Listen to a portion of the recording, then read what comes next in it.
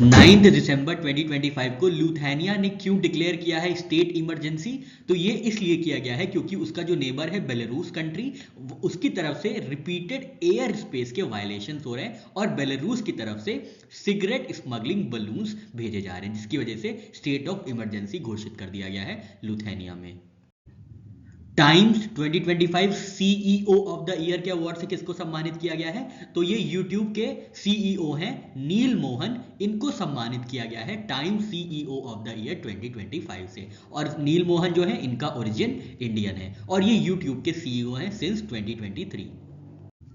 India का nuclear power generation capacity target कितना है साल 2031-32 तक? तो 21,880 मेगावाट जो है ये इंडिया का टारगेट है for nuclear power generation capacity. कब तक? फिस्कल ईयर 2032 तक। दिसंबर 2025 में अनाउंस किया गया है nuclear power generation capacity of India expansion, जहां पे करंट न्यूक्लियर कैपेसिटी जो है वो है 8780 मेगावाट। ठीक है, करंट टारगेट जो है फिस्कल ईयर 26 के लिए वो है 9480 मेगावाट का। फिस्कल ईयर 30 तक के लिए जो कैपेसिटी टारगेट डिसाइड किया गया है वो है 13480 मेगावाट और फिस्कल ईयर 32 के लिए हमने देखा 21880 मेगावाट और लॉन्ग टर्म टारगेट जो है वो है 100 गीगावाट बाय 2047। और इंडिया का नेट जीरो टारगेट कितना है? तो ये है बाय द ईयर 2070। कौन सी कंपनीज ने साइन किया है जापान की तरफ से long term LNG export India के लिए? तो ये जापान की जीरा कंपनी है जिन्होंने इंडिया की टोरेंट पावर लिमिटेड के साथ long term LNG export deal sign की है और ये जो डील है इसका ड्यूरेशन होगा 10 साल का। कौन सी कंपनी ने सिक्योर किया है कॉन्ट्रैक्ट इंडिया के पहले कॉम्बैट ट्रेनिंग नोड को स्टैब्लिश करने का? तो ये कंपनी है जेन टेक्नोलॉजीज, जिन्होंने 120 करोड़ रुपए में इंडिया के पहले कॉम्बैट ट्रेनिंग नोड को स्टैब्लिश करने के लिए कॉन्ट्रैक्ट सिक्योर किया है। कॉन्ट्रैक्ट वैल्यू है 120 करोड़ की। कहां पे स्टैब्लिश किया जाएगा? मध्य प्रदेश में स्टैब्लिश किया जाएगा। सस्टेनेबल एग्रीकल्चर टेक्नोलॉजीज को प्रमोट करने के लिए इंडिया और इजराइल के बीच स्टैब्लिश किए गए जॉइंट वेंचर का क्या नाम है? इसका नाम है सेमियोफोर लिमिटेड। इसको स्टैब्लिश किया जाएगा इजराइल में। इसमें प्लान्ड इन्वेस्टमेंट होगा $10 मिलियन का। इसके अंतर्गत क्रॉप बेस्ड प्रोटेक्शन टेक्नोलॉजीज जो है प्रमोट की जाएंगी। सेमियोफोर लिमिटेड में इंडिया की तरफ से जो पार्टनर होगी वो होगी एटीजीसी बायोटेक प्राइवेट लिमिटेड और इजराइल की तरफ से जो पार्टनरशिप की है वो है Luxembourg industries limited. Total planned investment हमने देखा $10 मिलियन का होगा और ये जॉइंट वेंचर होगा सस्टेनेबल एग्रीकल्चर टेक्नोलॉजीज को डेवलप करने के लिए। दिसंबर 2025 में कौन सी कंपनीज ने स्टार्ट किया है आरसीएस मैसेजिंग सर्विसेज? तो ये कंपनी है भारत एयरटेल पार्टनर और गूगल, जिन्होंने आरसीएस मैसेजिंग सर्विस स्टार्ट की है। आरसीएस क्या है? रिच कम्युनिकेशन सर्विसेज मैसेजिंग, जहां पे कमर्शियल प्राइसिंग जो है डिसाइड की जाती है हर मैसेज के लिए। दिसंबर 2025 में गेडिस गेवल अवार्ड से किस आर्मी ऑफिसर को सम्मानित किया गया है? तो ये कर्नल प्रतीक रॉय जी हैं जिनको सम्मानित किया गया है गेडिस गेवल अवार्ड से। और गेडिस गेवल अवार्ड दिया जाता है ऑस्ट्रेलियन डिफेंस कॉलेज द्वारा। तो ये भी याद रखना है कि अवार्डिंग इंस्टीट्यूशन कौन सा है। इंटरनेशनल शूटिंग स्पोर्ट फेडरेशन द्वारा आयोजित वर्ल्ड कप फाइनल 2025 में इंडिया ने कितने मेडल हासिल किए हैं? तो इंडिया ने टोटल 6 मेडल्स जीते हैं और इंडिया की टोटल रैंक जो रही है मेडल टैली में वो रही है सेकंड। और इंडिया ने 6 मेडल में 2 गोल्ड जीते हैं, 3 सिल्वर जीते हैं और 1 ब्रोंज जीता है। इंटरनेशनल शूटिंग स्पोर्ट फेडरेशन द्वारा आईएसएसएफ वर्ल्ड कप 2025 आयोजित किया गया था 4 दिसंबर से 9 दिसंबर 2025 के बीच में कतर में। याद रखिएगा वेन्यू कतर में। ठीक है, टॉप रैंक कंट्रीज की बात करें तो फर्स्ट रैंक पे रही है चाइना, जिन्होंने 9 मेडल्स जीते हैं और इसमें 4 गोल्ड 2 सिल्वर और 3 ब्रोंज हैं। इंडिया की बात करें तो हमने देखा इंडिया की रैंक थी सेकेंड, जिसमें टोटल 6 मेडल हासिल किए हैं, जिसमें से 2 गोल्ड 3 सिल्वर और 1 ब्रोंज है। थर्ड रैंक पे है यूएसए। इंडिया के गोल्ड मेडलिस्ट की बात करें तो सिमरनप्रीत कौर और सुरुचि सिंह जी ने गोल्ड जीता है। सिल्वर मेडलिस्ट की बात करें तो सयाम है, सिल्वर मेडल जिन्होंने जीता है। ऐश्वर्य प्रताप सिंह तोमर है, इन्होंने भी सिल्वर मेडल जीता है। और अनीश भनवाला है, इन्होंने भी सिल्वर मेडल जीता है। ब्रोंज मेडल में इंडिया मेडलिस्ट की बात करें तो सम्राट राणा जी ने इंडिया की तरफ से ब्रोंज हासिल किया है। आईएसएसएफ वर्ल्ड कप में इंडिया ने पहली बार डबल पोडियम हासिल किया है विमेन की 10 मीटर एयर पिस्टल में। जूनियर अचीवमेंट की बात करें तो दोनों ही गोल्ड मेडलिस्ट जो हैं वो अंडर 22 ईयर्स है। कौन कौन? सिमरनप्रीत कौर और सुरुचि सिंह, और दोनों ने ही जूनियर वर्ल्ड रिकॉर्ड स्टैब्लिश किया है। ठीक है, पॉइंट्स याद रखिएगा दोनों के। सुरुचि सिंह जी का पॉइंट है 245.1 पॉइंट, जो कि आईएसएसएफ जूनियर वर्ल्ड रिकॉर्ड है। और सिमरनप्रीत कौर जी हैं जो जिन्होंने 41 हिट्स किए थे आउट ऑफ 50, इन्होंने भी इक्वल किया है जूनियर वर्ल्ड रिकॉर्ड में। ठीक है, तो ये दो इंपॉर्टेंट पॉइंट्स हैं, ध्यान में रखिएगा। दिसंबर 2025 में सेबी ने पर्व लॉन्च किया है। इसका क्या फुल फॉर्म है? इसका फुल फॉर्म है past risk and return verification agency. इसका ऑब्जेक्टिव ये है कि फाइनेंशियल एडवर्टीजमेंट्स में जो भी क्लेम्स आते हैं उसको वेरीफाई किया जाएगा और देखा जाएगा कि कोई मिसलीडिंग क्लेम तो नहीं है। इसके लिए पर्व लॉन्च किया गया है और इसको लॉन्च किया गया है सेबी द्वारा। इंटरनेशनल फाइनेंस कॉर्पोरेशन द्वारा GFCL EV में इन्वेस्टमेंट का ऑब्जेक्टिव क्या है? तो इसके अंतर्गत इंडिया में पहली बार fully integrated battery materials manufacturing facility establish की जाएगी। GFCL की बात करें तो ये गुजरात फ्लोरोकेमिकल्स लिमिटेड की एक इन्वेस्टी कंपनी है। इंटरनेशनल फाइनेंस कॉर्पोरेशन जो कि वर्ल्ड बैंक ग्रुप का एक इन्वेस्टिंग आर्म है, उन्होंने इन्वेस्ट किया है GSCL EV प्रोडक्ट्स लिमिटेड में और इसकी पेरेंट कंपनी है गुजरात फ्लोरोकेमिकल्स लिमिटेड। कितना अमाउंट इन्वेस्ट किया गया है? तो $50 मिलियन का अमाउंट इन्वेस्ट किया गया है। नेचर ऑफ फैसिलिटी क्या होगा? तो green field manufacturing facility establish की जाएगी और ये इंडिया की पहली fully integrated battery material manufacturing facility होगी। कौन सी कंपनी ने दिसंबर 2025 में इंडिया में पहली बार 3D सब सरफेस मैपिंग टेक्नोलॉजी लॉन्च की है? तो ये कंपनी है जेनेसिस इंटरनेशनल कॉर्पोरेशन टेक्नोलॉजी, जिन्होंने इंडिया में पहली बार 3D सब सरफेस मैपिंग टेक्नोलॉजी लॉन्च की है। इंडिया की पहली 3D सबसरफेस मैपिंग जो है लॉन्च की गई है जेनेसिस इंटरनेशनल कॉर्पोरेशन लिमिटेड द्वारा, जिसके बेनिफिशियरी होंगे अदानी ग्रुप के एयरपोर्ट्स। और कौन कौन से एयरपोर्ट कवर किए जाएंगे? मुंबई, तिरुवनंतपुरम, लखनऊ, जयपुर, गुवाहाटी और अहमदाबाद। इससे क्या होगा? इससे 3D ग्राउंड पेनिट्रेटिंग रेडार और लिडार का इस्तेमाल किया जाएगा। दिसंबर 2025 में जेम्स वेब स्पेस टेलीस्कोप का यूज करते हुए इंडियन एस्ट्रोनॉमर्स ने किस स्पाइरल गैलेक्सी को आइडेंटिफाई किया है, डिस्कवर किया है? तो ये जो एंशिएंट स्पाइरल गैलेक्सी है इसका नाम है अलकनंदा, जिसको आइडेंटिफाई किया गया है जेम्स वेब स्पेस टेलीस्कोप के इस्तेमाल से।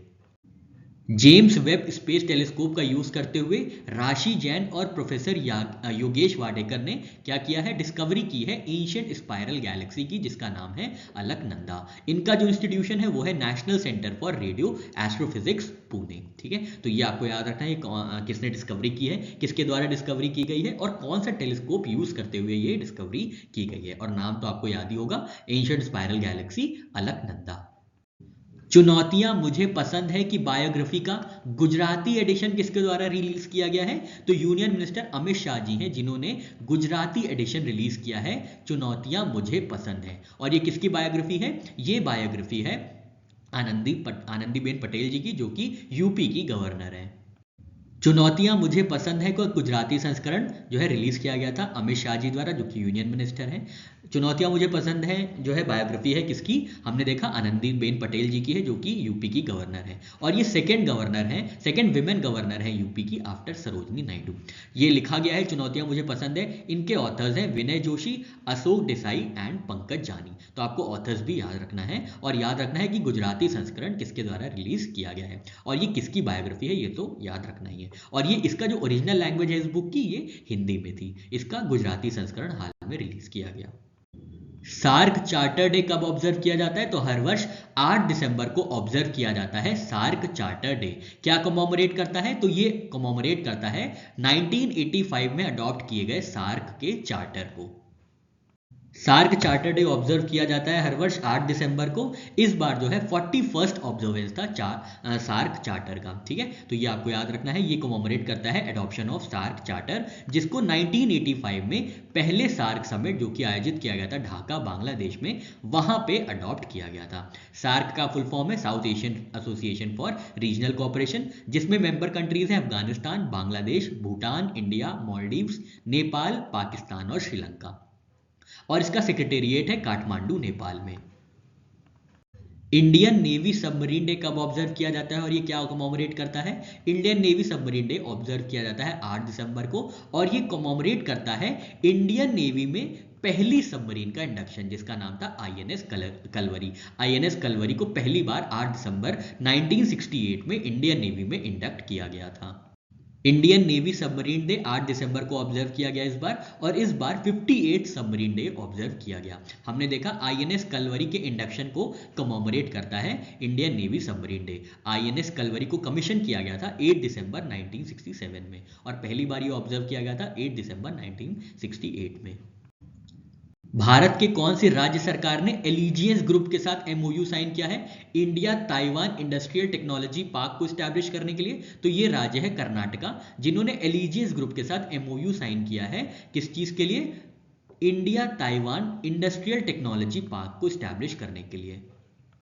India Taiwan industrial technology park establish किया जाएगा बेंगलुरु कर्नाटका में। टोटल इन्वेस्टमेंट होगा इसमें 1000 करोड़ का, और इसमें semiconductor fabrication, testing, advance manufacturing जैसी एडवांस टेक्नोलॉजीज का इस्तेमाल किया जाएगा। तो याद रखना है India Taiwan industrial technology park establish किया जाएगा कर्नाटका में। जल शक्ति hackathon 2025 and Bharat water innovation network किसने लॉन्च किया है? तो ये यूनियन मिनिस्टर है, मिनिस्ट्री ऑफ जल शक्ति के मिनिस्टर हैं CR पाटिल जी। इन्होंने नई दिल्ली में लॉन्च किया है जल शक्ति हैकाथॉन 2025 और Bharat water innovation network. Bharat के कौन से इंस्टीट्यूशन ने लॉन्च किया है first incubator linked deep tech venture capitalist fund? तो ये इंस्टीट्यूशन है IIT बॉम्बे, जिन्होंने लॉन्च किया है इंडिया का पहला incubator linked deep tech venture capitalist fund. याद रखिएगा VC फंड जो है लॉन्च किया गया है IIT बॉम्बे द्वारा। IIT बॉम्बे की सोसाइटी है society for innovation and entrepreneurship, इन्होंने इंडिया का पहला first incubator linked deep tech VC fund launch किया है। कहां पे? महाराष्ट्र में। टोटल फंड का जो कॉर्पस होगा, इन्वेस्टमेंट होगा, वो होगा 250 करोड़ रुपए का, और मैक्सिमम इन्वेस्टमेंट पर स्टार्टअप किया जाएगा 15 करोड़ का। तो याद रखना है IIT बॉम्बे ने इंडिया का पहला incubator linked deep tech venture capital fund establish किया है। दिसंबर 2025 में स्मार्ट इंडिया हैकाथॉन का कौन सा एडिशन शुरू किया गया है? तो 8वां संस्करण 8 एडिशन जो है स्मार्ट इंडिया हैकाथॉन का शुरू किया गया है। इसमें क्या है? इसमें स्पेस टेक्नोलॉजी, रिन्यूएबल एनर्जी जैसी चीजों में की फोकस एरियाज होंगे। स्मार्ट इंडिया हैकाथॉन का 8 एडिशन जो है ये ऑर्गेनाइज किया जाएगा मिनिस्ट्री ऑफ एजुकेशन की इनोवेशन सेल द्वारा and all India council of technical education द्वारा।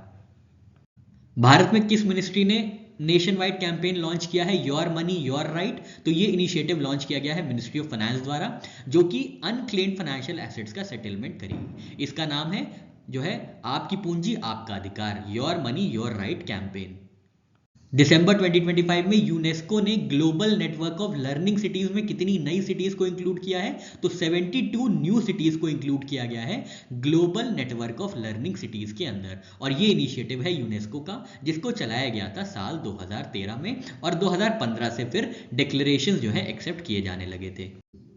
72 न्यू सिटीज को इंक्लूड किया गया है, जो कि 46 देशों में स्थित है यूनेस्को की global network of learning cities category में। इसकी शुरुआत हमने देखा 2013 में की गई थी। इंडिया की तरफ से बात करें तो इंडिया में तेलंगाना का वारंगल शहर है, और केरला का थ्रिसूर और नीलांबर शहर है, जो कि पहले से ऑलरेडी इंक्लूडेड है यूनेस्को की global network of learning cities में। अप्लाइड आर्टिफिशियल इंटेलिजेंस के लिए सेंटर ऑफ एक्सीलेंस स्टैब्लिश करने के लिए कौन सी 2 एंटिटीज ने एमओयू साइन किया है? तो ये है government of Telangana and Daikin university Australia, जिन्होंने एमओयू साइन किया है अप्लाइड आर्टिफिशियल इंटेलिजेंस के लिए सेंटर ऑफ एक्सीलेंस स्टैब्लिश करने के लिए। कहां पे? हैदराबाद तेलंगाना में स्टैब्लिश किया जाएगा। गवर्नमेंट ऑफ तेलंगाना और डाइकिन यूनिवर्सिटी, जो कि ऑस्ट्रेलिया की यूनिवर्सिटी है, इन्होंने एमओयू साइन किया है, और ये जो स्टैब्लिश किया जाएगा ये भारत का पहला applied artificial intelligence research and innovation hub होगा, जो कि ऑस्ट्रेलियन पार्टनरशिप की मदद से स्टैब्लिश किया जाएगा।